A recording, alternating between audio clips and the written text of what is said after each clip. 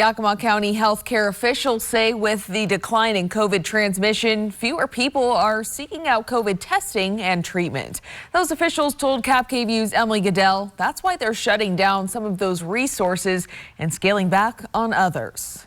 At the peak of the Omicron surge, Yakima County was reporting more than 1,000 new COVID-19 cases a day. Now it's down to less than 30. After we see a huge surge in cases, then we usually can see a decline over time, and that's what we're currently seeing. Yakima Health District officials say it also helps that at least 70% of county residents who are eligible for the vaccine have gotten at least their first dose. We've been hoping for this day to come for a long time.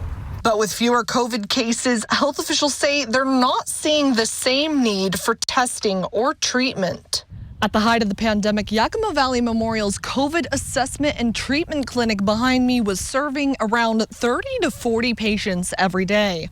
Over the past couple of weeks, that number has dwindled to just a handful of patients, or on some days, none at all. Our CAT clinic at Creekside, which we've used predominantly for our COVID patients, is being closed, and we're actually transitioning those services to same-day access at Pacific Crest. We still can see COVID patients or people who are worried that they may have COVID, but we'll also expand urgent care access to people who have non-COVID or non-sick needs. The health district is also wrapping up one of its major COVID resources, the drive-through testing site at State Fair Park, which will be closed after March 29th. I just don't want to continue to remind individuals that there still is opportunity to get tested. We're just closing this site, but the other two are still available. The free COVID-19 testing sites at Yakima Valley College and the Sunnyside Community Center will remain open. We're really just turning the page to a new chapter.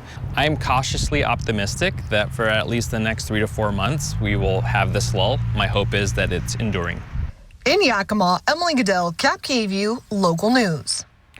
Health officials say with some of those COVID resources, closing, now is a good time to stock up on at-home COVID tests. The Washington State Department of Health is now offering 2 free test kits a month through its Say Yes COVID test program. You can go to the website and put in your zip code to see if you're eligible. Then you give them your name and shipping information, and the tests usually arrive within a few days. You never know when you might need a COVID-19 test. Sometimes we may be experiencing some symptoms. We don't know if it's just a cold or the flu, but the only way to know it's not COVID-19 is to get tested. If you've already ordered twice this month, you can get more tests starting at the end of next week. You can also order 2 sets of free at-home COVID tests from the federal government at covidtests.gov.